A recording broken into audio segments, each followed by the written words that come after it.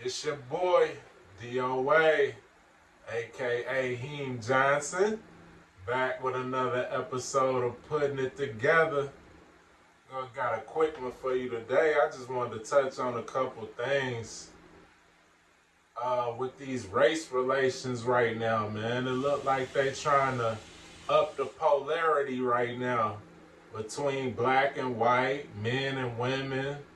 You know, they run these little psyops to get the energy riled up and get the polarity up. Seem like they trying to incite a little mini race war. I know everybody done heard about that track and field stabbing, Carmelo Anthony and the I don't really know the other kid's name, but my apologies. I'm trying not to know anything about it, to be honest. And normally I would do some research and do a lot of research and try to bring y'all the facts, but really I'm not making this video for that because I really want people to kind of tune this out. And that's why I'm making a video, because I feel like they running these plays, they running these psyop type plays to get all of us enthralled in these poor race relations and get all of us riled up. But just from what I know from the cases, you can see in the Carmelo Anthony incident, they started a GoFundMe. The GoFundMe kind of made headlines because Carmelo Anthony and his family raised a lot of money through GoFundMe. And it gives you the illusion that you got a lot of black people who's backing Carmelo Anthony in this incident. But I tend to feel like that's not the truth. I think it's some big donors behind it who's putting their funds behind it just to give the appearance that there's more traction amongst black people behind Carmelo Anthony, who to me looks like he's in the wrong based on the facts that I've seen of the case. It's like, you know, they making it seem like Carmelo Anthony just wanted to sit under the tent because it was raining, but it was another team's tent. And then you got these two white kids who bullied him, or, you know, tried to spark a fight with him or oust him by force. You know what I'm saying? Which, if it's true, was not the right thing to do. But I'm going to tell y'all just quickly how I feel about it. Is like, even if that were true, like, to pack a knife to a school and then you pack the knife, that's one thing. Okay, you could be packing a knife just for self-defense, but you pack the knife and then you sit in another person's area, and then when the first sign of, I guess, an altercation, if we are to believe that these twins went to, you know, grabbing his phone or grabbing his backpack, it's like you almost sought that out just by the circumstances of you already being prepared with a weapon, and then you sitting where you really don't belong. And I just wish either one of those parties had a went and got an adult, you know, to either have Carmelo Anthony ousted from the tent, or Carmelo Anthony get an adult to alert them that he's being excited and incited to an altercation. But neither one of those things happened. But what I will say is, you know, just by the law, it's like, if somebody put their hands on you, man, putting your hands back on them would be the equivalent response, you know. But to stab somebody is really crazy work, in my opinion. So I just don't know why, if this is a true incident, why these kids don't want to just duke it out, man. Why not just duke it out?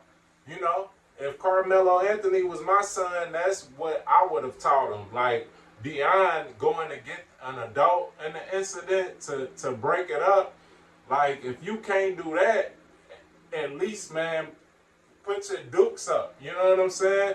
We could throw hands, but to stab somebody and take their life seemed like an extreme consequence in that instance. But I'm not 100% sold that that was an organic event, because it's like you at a track and field event, people got their cameras on them at all times. Everybody want to film something, bro. Niggas be in McDonald's lines and get video footage of how people handing them they damn Big Mac. You know what I'm saying? Like, ain't nobody got no camera work, no camera footage of what happened out there. And it's interesting that I haven't seen any video footage come out of this altercation, of this alleged altercation. So that, in my mind, kind of like prick my antennas to say this might be just some psyop shit, you know, something that they cooked up like a fake type incident. And I myself don't know of any people who donated to Carmelo Anthony's GoFundMe. If you did, hey, drop it in the comments, let me know, because it looked like he raised about $500,000 and shit. That means a lot of people must have donated. Either that, or is what I said, where there's some big donors, a wealthy person or organization behind those GoFundMe donations. But hey, if you donated, man, let me know in the comments, and we can start the conversation up. But then you got that incident on the playground where the white lady calls, I think it was a Somali boy possibly, or we'll just say a person of color. They called a child of color the N-word. You know what I'm saying? And then she has a GoFundMe. And I think the last I heard was she raised $600,000 for her cause, you know. And I believe, once again, there's a big donor or a company behind them that's putting all this money. I don't feel like there was lots of white people or just people in general that went to donate for her cause. I don't believe it personally. But once again, if you are a person that donated, don't be afraid to just type donated in the comments and let me know. I can't be proven wrong. But I feel like this is something they doing to just raise the polarity. And on my other videos, I touched on this when it was election time, that they love this polarization because it's like a battery. You need a positive and a negative charge on a battery to generate energy. So in this case, it'll be black and white would be the positive and negative poles on this battery they trying to charge. And I just believe they cooking up something else. You know what I'm saying?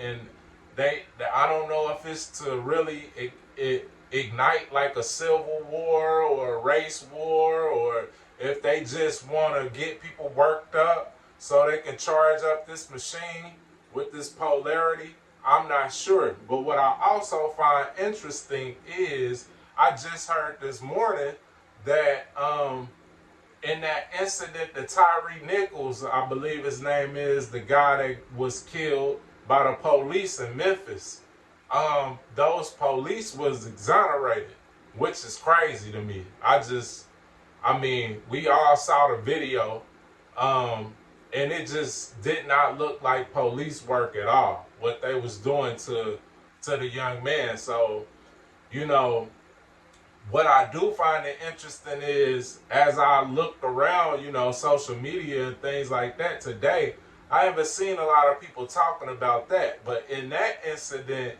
it was a black on black type crime. And what I don't want us to do is to get worked up when there is white on black, or, you know, it's two opposing races in an incident.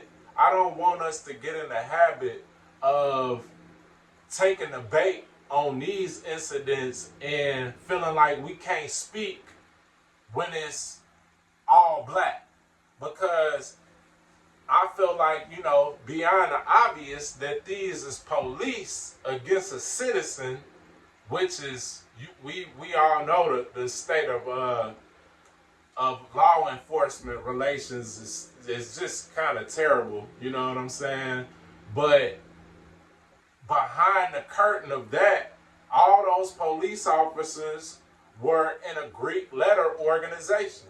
And if y'all just tuning in for the first time, and y'all got to go see some of my other videos where I kind of break down that Boule organization and how they work together in conjunction on a lot of different incidents.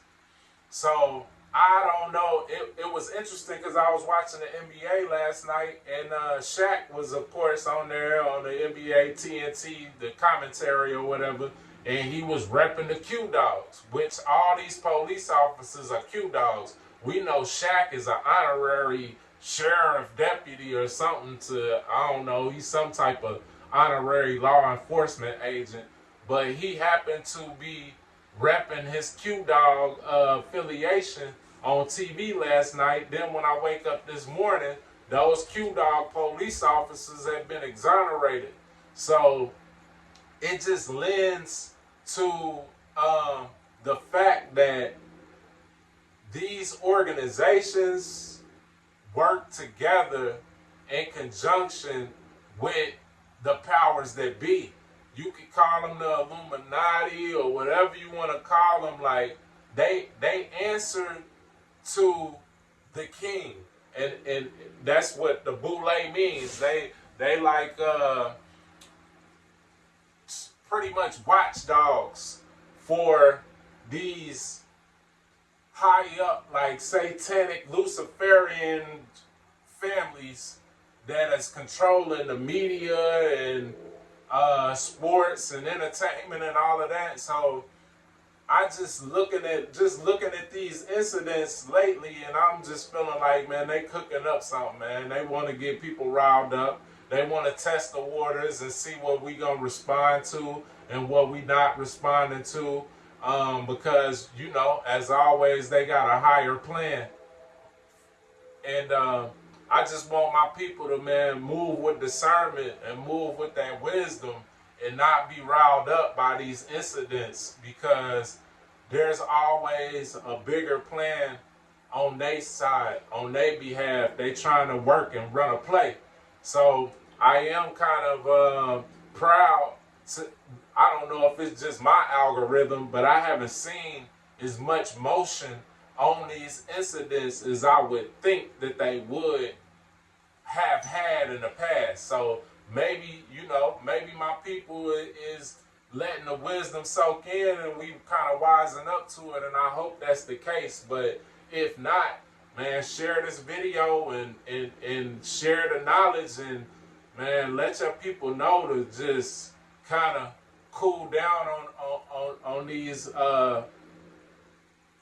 different occurrences, and just kind of like watch them from afar, man. Like I've been trying to do. I don't even want to get too much of the info on these little psyops that they running, because I don't want to give them my energy. You know, we always got to stay wise. You know what I'm saying? But I didn't want to hold y'all too long. As always, it's a pleasure having y'all. And peace and love, love and light, wisdom and insight. As always, it's dope putting it together.